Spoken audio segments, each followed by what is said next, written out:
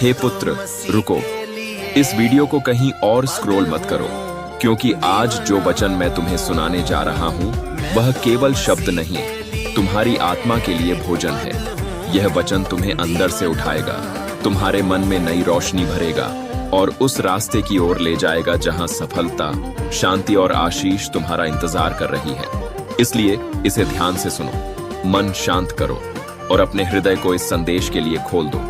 पहला वचन भजन संहिता 25:6-7 में लिखा है, हे यहोवा, अपनी दया और करुणा के कामों को स्मरण कर, क्योंकि वे अनंत काल से होती आई हैं। हे यहोवा, अपनी भलाई के कारण मेरी जवानी के पापों और मेरे अपराधों को स्मरण न कर, अपनी करुणा ही के अनुसार तू मुझे स्मरण कर। यह वचन हमें याद दिलाता है कि हम चाहे कितनी भी गलतियां कर चुके हों, चाहे कितनी बार गिर चुके हों, हमारा परमेश्वर दया से भरपूर है। उसकी करुणा समाप्त नहीं होती, वह थकता नहीं, वह नाराज होकर हमेशा दूर नहीं रहता। जब हम उसके पास आते हैं, नम्र होकर पुकारते हैं, तब वह हमें अस्वीकार नहीं करता बल्कि गले लगाता है। जैसे पिता भटके हुए बच्चे को वापस आने पर अपनाता है, वैसे ही वह तुम्हें पुनः उठाना चाहता है। तुम बस विश्वास से कहो, हे प्रभु, अपनी दया और करुणा को मेरे जीवन में स्मरण कर, मेरे पापों पर नहीं, अपनी कृपा पर ध्यान कर। जहां कहीं भी तुम हो, घर में, नौकरी में, सफर में, इस वचन को 8 से 9 बार बोलो, धीरे धीरे, विश्वास के साथ।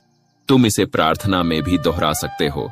जैसे जैसे तुम बोलोगे, तुम्हारा हृदय हल्का होने लगेगा, पिछले बोझ उतरने लगेंगे और शांति तुम्हारे भीतर उतरने लगेगी।